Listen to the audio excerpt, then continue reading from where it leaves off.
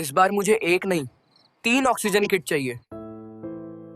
बेटा, इतनी O2 kit मंगवाई तो घर का बजट बिगड़ जाएगा। कोई बात नहीं, ला दो। EMI पे मंगवा लेना।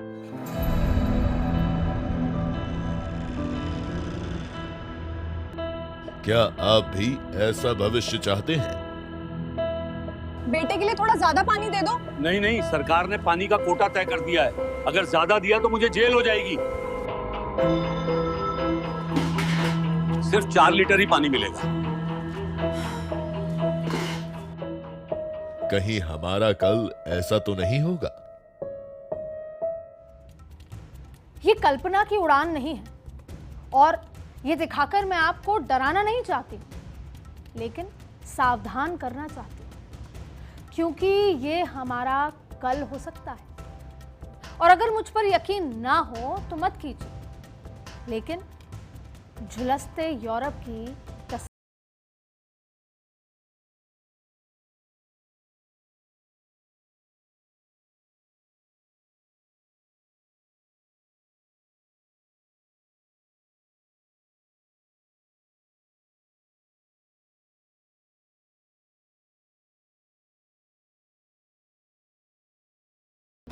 और ये जो तस्वीरें आपने अभी देखी, ये यूरोप का वर्तमान है और शायद दुनिया का भविष्य।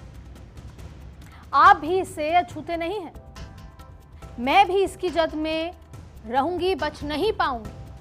और आज तो शायद आप अपने घरों में बैठे होंगे, कमरे में AC चला रखा होगा और फ्रिज से ठंडा पानी भी मिल रहा होगा, और बंद कमरे में ये आर्टिफिशियल ठंडी हवा बहुत सुकून देती है। लेकिन चेतावनी है, बाहर धूप में मत निकलिएगा, वरना झुलस जाएंगे।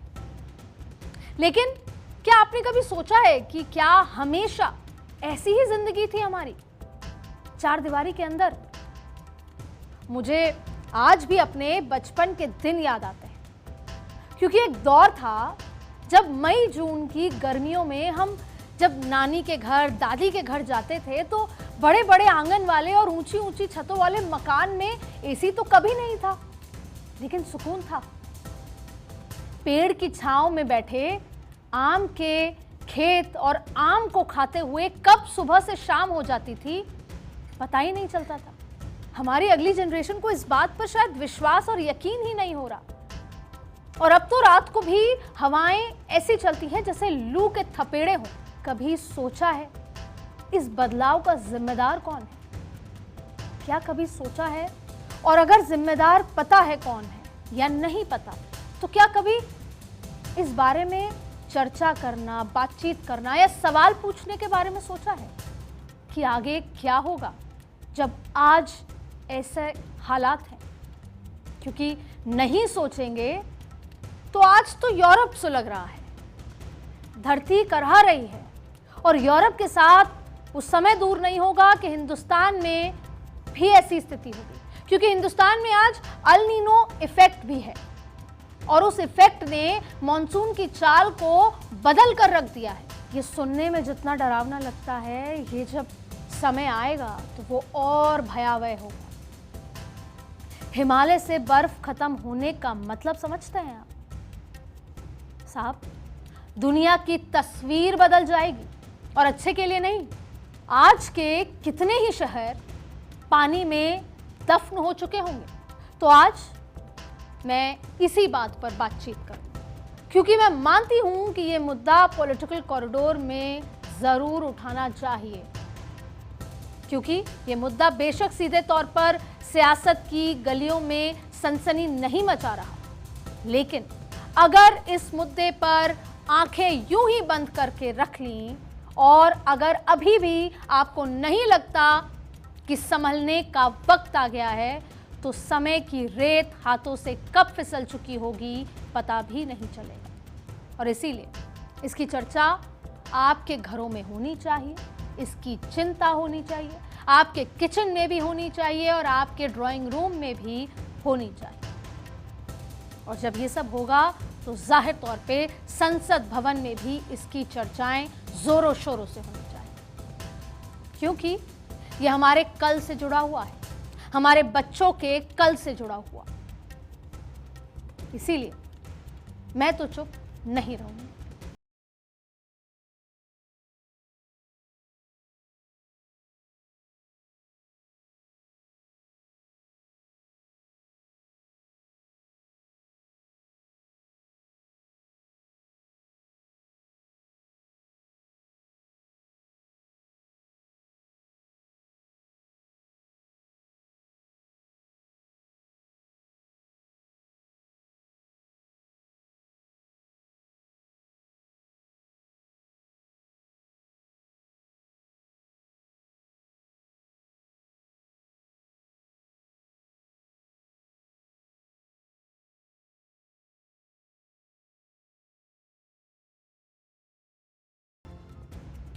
एक बार बराक ओबामा ने कहा था, we are the first generation to feel the effect of climate change and the last generation who can do something about it.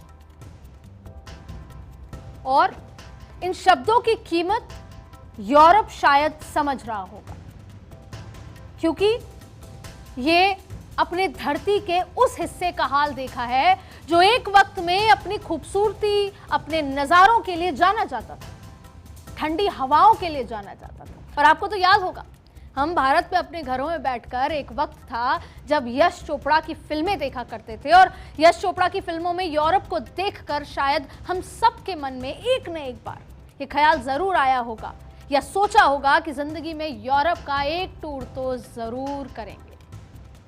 सपना था ये, उन फिजाओं को, ठंडक को महसूस करेंगे, वो हरियाली, बर्फ से ढके पहाड़, फूलों से सजे मैदान, शांत, सुंदर और हरे भरे रास्ते, घने पेड़ों की ठंडी छांव।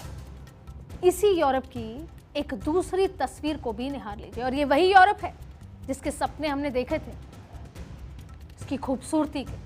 और वो यूरोप जिससे कभी 30 से 35 डिग्री तापमान का नाम भी शायद नहीं सुना होगा, आज 45 डिग्री के तापमान को देखकर दहाड़ मार रहा है। और बेतहाशा गर्मी, तेज धूप, ऐसी कि सड़कें पिघल रही हैं और लोग एसी और पंखे के लिए रेस लगा रहे हैं, पानी में कूद रहे हैं। कई मौत तो सिर्फ ठंडक के लिए पानी में कूदे और तैरना नहीं आया और मृत्यु हो गई। यह आज का यूरोप है। अकेले फ्रांस में गर्मी के चलते 1000 से ज्यादा लोगों की मौत हो गई। पूरे यूरोप में 1300 लोगों की मौत दर्ज हुई है, सरकारी आंकड़ा है ये। और ये बातें हवा हवाई नहीं है साहब, ये बातें तपते हुए यूरोप की सच्चाई है। तस्वीरें देखिए आप, और इसके पीछे वजह सिर्फ और सिर्फ 2 शब्द हैं, ग्लोबल वार्मिंग। अच्छा, बात हम पिछले 1 दशक से कर रहे हैं ग्लोबल वार्मिंग की, कि ग्लेशियर्स पिघल रहे हैं, मौसम बदल रहा है, लेकिन उसके लिए कर क्या रहे हैं? और जब कुछ नहीं किया तो यूरोप का हाल देखिए। यूरोप तैयार ही नहीं था। अच्छा, 2022 में ऐसा हुआ था यूरोप में, लेकिन बस आया गया, और उसके लिए ना किसी ने आवाज उठाई, ना कोई कदम उठाया। यह अपने आप में कितनी बड़ी वार्निंग है, देखिए, चेतावनी है खुद मौसम की। लेकिन वो यूरोप जो ना तैयार था और ना अभी तैयारी कर रहा है, वहां के लोग क्या भुगत रहे हैं, ये आप तस्वीरों में देखिए। WHO, मैं आपको कुछ आंकड़े बताऊंगी जो आपको ये बताने में सक्षम होगा कि क्या हालात हैं, और ऐसे ही रहे तो क्या हालात हो जाएंगे। WHO ने चेताया है, वर्ल्ड हेल्थ ऑर्गेनाइजेशन, कि दुनिया में हर साल 4,90,000 लोगों की मौत गर्मी यानी एक्सट्रीम हीट की वजह से हो जाती है। और इसमें करीब 36% लोग यूरोप में रहते हैं, 45% लोग एशिया में। और साल 2003 में यूरोप के अंदर जो हीट वेव आई थी, उसने 70,000 लोगों की जिंदगी छीन ली थी। 70,000, और इसे इतिहास की सबसे घातक हीट वेव कहा गया था। फिर 2022 में भी 61,000 से ज्यादा लोग इसी गर्मी का शिकार हुए थे। 2023 में भी यूरोप में लगभग 48,000 लोगों की इस गर्मी के चलते बलि चढ़ी। बीते 20 सालों में यूरोप के अंदर गर्मी से होने वाली मौत के आंकड़े 30% तक बढ़ चुके हैं। आप समझिए, सिर्फ गर्मी हीट वेव के चलते 30% लोगों की डेथ हुई है। कोई ऐसा नहीं कि तबीयत खराब, एक्सीडेंट, ये सिर्फ 30% हीट वेव है और ये मेरे रोंगटे खड़े कर देता है। यानी मौसम के नजरिए से जो देश जन्नत सा कहलाया करता था, उनको जन्नत कहा जाता था, वो आज दुनिया में सबसे ज्यादा तेजी से गर्म होने वाला महाद्वीप बन चुका है।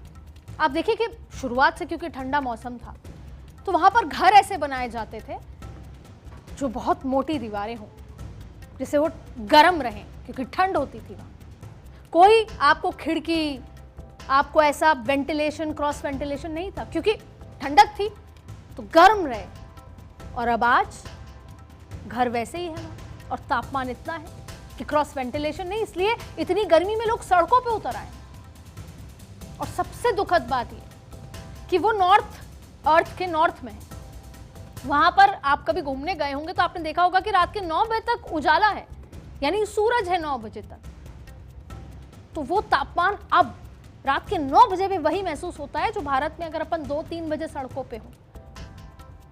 भयावह स्थिति है। जहां स्पेन में इस वक्त सबसे ज्यादा जो स्पेन तप रहा है, वहां एंड्यूजार शहर में तापमान 45.1 डिग्री सेल्सियस तक जा चुका है। और इसके साथ ही जर्मनी के ब्रेविट्स शहर में तापमान 41.5 डिग्री सेल्सियस रिकॉर्ड हो चुका है, जो यहाँ के इतिहास का अब तक का सबसे ज्यादा माना जाता है। और जर्मनी का पड़ोसी डेनमार्क ठंडे देश के रूप में जाना जाता था, लेकिन 37 डिग्री सेल्सियस के साथ वहां भी इस बार ऐसी गर्मी पड़ रही है जो इतिहास में कभी भी दर्ज नहीं हुई। और इसी तरह फ्रांस, इटली, चेक रिपब्लिक, हर जगह कमोबेश ऐसी ही कहानी है। और हम तो पूरी दुनिया गर्मी में यूरोप जाना चाहती थी, क्योंकि गर्मी है तो राहत तो यूरोप में मिलेगी। और ऐसा मैंने आपको पहाड़ों के लिए कहा कि आज हम भारत में क्या सोचते हैं कि हिमाचल चले जाएं।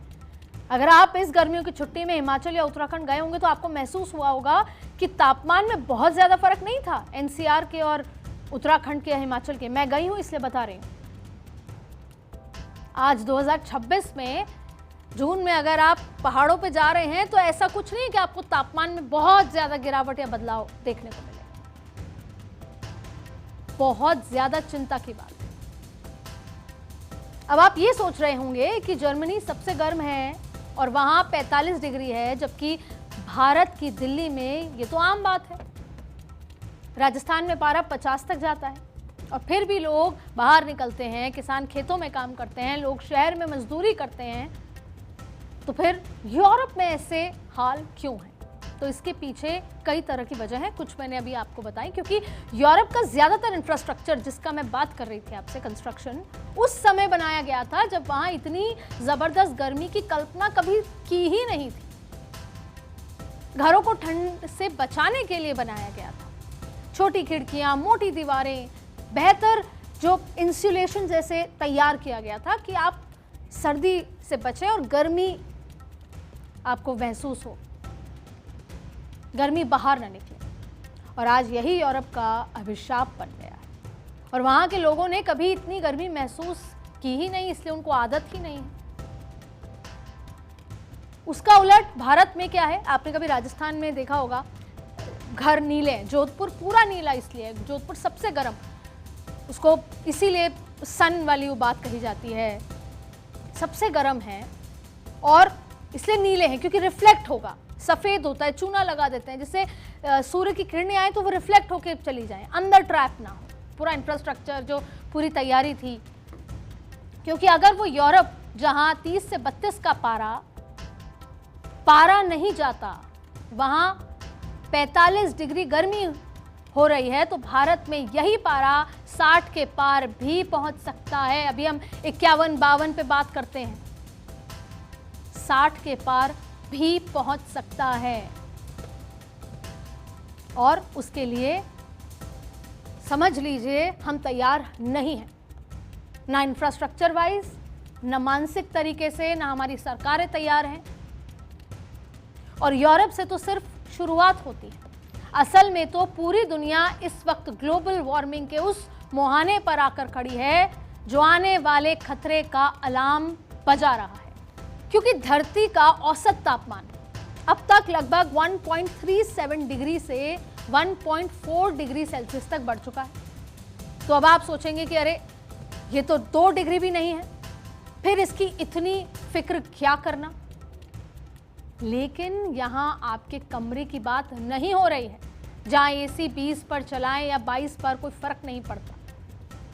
यहां बात पूरी धरती की हो रही है, और जब पैमाना इतना बड़ा होता है तो 1 डिग्री का 100वां हिस्सा भी बहुत मायने रखता है। और वैज्ञानिक भी चीख चीख कर कह रहे हैं कि अगर ये तापमान सिर्फ 0.1 डिग्री और बढ़ गया, वापस सुनिएगा, वैज्ञानिक ये बात बार बार दोहरा रहे हैं कि अगर ये तापमान सिर्फ 0.1 डिग्री और बढ़ जाता है तो ये हमारे लिए बेहद खतरनाक स्तर साबित हो जाएगा। इस गर्मी के बढ़ने के साथ ग्लेशियर्स पिघल रहे हैं, जिससे समुद्र का जलस्तर सन 1900 के बाद से अब तक लगभग 9 इंच बढ़ चुका है। 9 इंच का मतलब समझते हैं आप? अमेरिका के मियामी और न्यूयॉर्क में सिर्फ हाई टाइड से सड़कों पर पानी आ जाता है। इंडोनेशिया का जकार्ता धंसने लगा है। और डराने वाली बात यह है कि पिछले 1 दशक में पानी बढ़ने की रफ्तार दुगनी हो चुकी है। और हम इस हिसाब से अगर बात 2050 की बात करें तो 2050 तक मुंबई और कोलकाता आधे डूब जाएंगे। ये सब बताना और इस तरीके से बताना जरूरी है कि आप समझें कि ये बात इमरजेंसी स्तर पर पहुंच गई है। ऐसे ही चलता रहा तो मुंबई और कोलकाता आधे डूब जाएंगे 2050 तक। थाईलैंड का बैंकॉक का 1/3 हिस्सा डूब सकता है। अमेरिका का न्यूयॉर्क और बांग्लादेश का ढाका, चटगांव का भी यही हाल होगा। और ग्लोबल वार्मिंग ने मौसम के बैलेंस को भी हिलाकर रख दिया, क्योंकि बढ़ते तापमान से वातावरण में नमी रोकने की क्षमता बढ़ी है। और यही वजह है कि हाल के ही कुछ साल में अकेले कनाडा के जंगलों की आग से 4.5 करोड़ एकड़ से ज्यादा जमीन जल गई। ये सारी बातें सब एक चीज से, उन 2 शब्दों से जुड़ी हैं, ग्लोबल वार्मिंग। और अफ्रीका के 15 से ज्यादा देशों में आई अचानक बाढ़ ने लाखों लोगों को बेघर कर दिया और कई लोगों की डेथ हो गई। और साहब, ये मत सोचिएगा कि खामियाजा सिर्फ धरती ही भुगत रही है। इस गर्म मौसम ने आपकी, हमारी, हम सब की जेब पर तो असर किया ही है, क्योंकि जब मौसम की मार पड़ती है तो उसका असर सिर्फ धरती पर नहीं आता, बजट पर भी आता है। बजट बिगड़ जाता है। और बजट, क्योंकि इस साल के अल नीनो की वजह से ही दुनिया भर में फसल खराब हुई है। अभी जो मॉनसून डिले है उसकी वजह से किसानों पर, जो हमारी रूरल इकोनॉमी है, उस पर भारी असर पड़ेगा और उसका ट्रांसपोर्टेशन पे पड़ेगा। ओवरऑल अर्थव्यवस्था देश की बिगड़ेगी। बारिश की कमी और बिगड़े मौसम की वजह से किसानों को नुकसान उठाना पड़ रहा है और बात आपकी थाली तक पहुंचेगी। आशंका यह है कि नवंबर 2026 से जनवरी 2027 के बीच इसका असर सबसे ज्यादा रहेगा, क्योंकि आपको तो ये लग रहा होगा कि जुलाई अगस्त मानसून तो खत्म। ऐसा नहीं है, मल्टीप्लायर इफेक्ट होता है इसका। और एक्सपर्ट्स का कहना है कि भारत को 2032 तक करीब $1 ट्रिलियन यानी लगभग 94,55,960 करोड़ रुपए का आर्थिक नुकसान होगा। It is huge. और पूरी दुनिया को $10 ट्रिलियन से ज्यादा का नुकसान झेलना पड़ सकता है। और ये नुकसान सिर्फ मौसम तक सीमित नहीं रहेगा, बल्कि खेती, रोजगार, एनर्जी, अर्थव्यवस्था, ओवरऑल सब पर असर डाल सकता है। और इसका ट्रेलर दिख भी रहा है। जून में अब तक देश भर में औसतन 100 मिलीमीटर से कम बारिश हुई, जबकि सामान्य तौर पर यह आंकड़ा 157.7 मिलीमीटर होना चाहिए। और इस बदलते मौसम के पीछे सबसे बड़ी वजह प्रकृति के साथ लगातार हो रहा खिलवाड़ है। और ये खिलवाड़ ऐसा वैसा नहीं हो रहा है, ये बहुत बड़े पैमाने पर हो रहा है। आप सोच भी नहीं सकते इतने बड़े पैमाने पर। रिपोर्ट ये कहती है कि दुनिया भर में हर साल लगभग 15 अरब पेड़ काट दिए जाते हैं। और इस हिसाब से पिछले एक दशक में यानी 10 साल में दुनिया भर में कुल लगभग 150 अरब पेड़ काटे गए। और यूएन की हालिया रिपोर्ट भी ये बताती है कि एक दशक में दुनिया ने हर साल औसतन 1 करोड़ हेक्टेयर जंगल खो दिया है। जो पेड़ काट रहे हैं वही कंटेनर में भरकर हवा बेचने लगेंगे, क्योंकि जंगल आपकी सोच से भी तेजी से कट रहे हैं। सबसे आगे तो ब्राजील है, जिसने अपने 24% जंगल काट डाले। रूस ने 21% जंगल जला डाले। कनाडा के 15% जंगल गायब हैं। कांगो अपने देश की 7% हरियाली खत्म कर चुका है। अब बचा 21%। वो दुनिया के अलग अलग देशों का हिस्सा है। फिर भी अगर आप आसमान को देखकर मौसम को कोसते रहेंगे ना, तो कोई समाधान ऊपर से टपकने वाला नहीं है। समाधान आपके हाथों में रखा है। जैसे रिन्यूएबल एनर्जी का इस्तेमाल किया जाए, जिससे कोयला, तेल का जलना कम हो, पॉल्यूशन कम हो। पेड़ पौधों को ना सिर्फ बचाया जाए बल्कि और पेड़ लगाए भी जाएं। घरों में बिजली की खपत कम की जाए, और ये हम सबको करना होगा क्योंकि हम सब अफेक्टेड हैं इससे। इलेक्ट्रिक व्हीकल्स का एक बड़ा समाधान वो बन सकते हैं आपके जीवन में।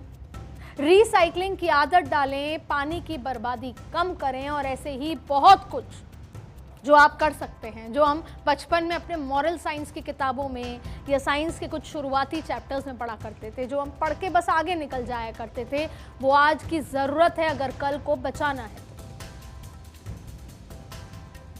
और अगर आपको कुछ ऐसा सुनाई दे रहा है कि सरकार ने कोई बड़ा फैसला लिया है, तो सवाल करें कि इससे क्या फायदा होगा, इससे कितने पेड़ कटेंगे, क्या ये जरूरी है। आप सिर्फ ये बोल के हाथ नहीं झाड़ सकते कि हम व्यस्त हैं, नहीं झाड़ सकते, क्योंकि इससे सीधे तौर पे आपको असर पड़ रहा है। और मैंने तो ठान लिया है कि मैं ये करूंगी जो मैंने आपको तमाम बातें बताई हैं, जिससे पानी की बर्बादी कम, रिसाइकलिंग और तमाम ये आदतें मैं अब अपने रोजमर्रा के जीवन में डालूंगी, क्योंकि अब नहीं तो कब। सवाल यह है कि क्या आप तैयार हैं? हाँ, कम से कम दिल्ली की सरकार ने एक शुरुआत तो की कि कागजों पर ईवी की पॉलिसी लाई गई है, जिसकी मदद से ईवी को किफायती और लोगों के बीच पॉपुलर बनाने की एक पहल हुई है। जैसे इलेक्ट्रिक गाड़ियों पर सब्सिडी देना शुरू हुआ है, टैक्स और रजिस्ट्रेशन फीस में भी छूट मिलेगी, और पुरानी गाड़ियां स्क्रैप करने पर इंसेंटिव मिलेगा। पेट्रोल और डीजल गाड़ियों के लिए डेडलाइन भी है। चार्जिंग इंफ्रास्ट्रक्चर बेहतर किया जाएगा। ये कम से कम एक शुरुआत मान लीजिए, लेकिन इस दिशा में अभी बहुत सारा काम बाकी है, बहुत सारा, सरकारों की तरफ से और जनता की तरफ से, आपके और हमारी तरफ से। ग्लोबल वार्मिंग कोई भविष्यवाणी नहीं है, यह हमारा वर्तमान है, पूरी दुनिया का वर्तमान है। और मैं इस वर्तमान में हाथ पर हाथ धरे नहीं बैठा कि कल को मेरी बच्ची मुझसे पूछे, मम्मा आपने पानी क्यों नहीं बचाया, आपने कोई पेड़ क्यों नहीं लगाया, आपने मुझे बहुत गिफ्ट दिए, गोल्ड दिया, ज्वेलरी दी, घर भी दिया, पर काश आप इन सब के बदले मुझे साफ हवा दे देती और मैं अपनी बेटी से ये सुनने को तैयार नहीं।